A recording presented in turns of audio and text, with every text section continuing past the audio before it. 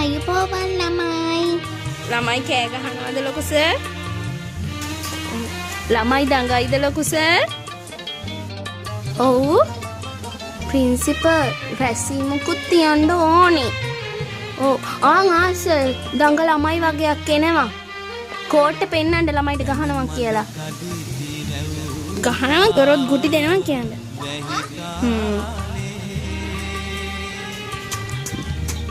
ලොකු සර් යනවා වගේ යනවාද?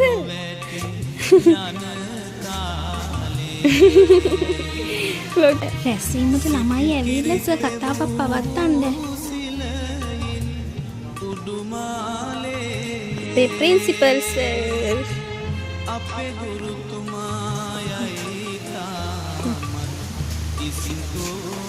ළමයිට කෝට්ටේ පෙන්නන්න එපා හොරෙන් යන්න ඈ. ළමයි කෝට්ටේ දැක්කොත් දුවයි.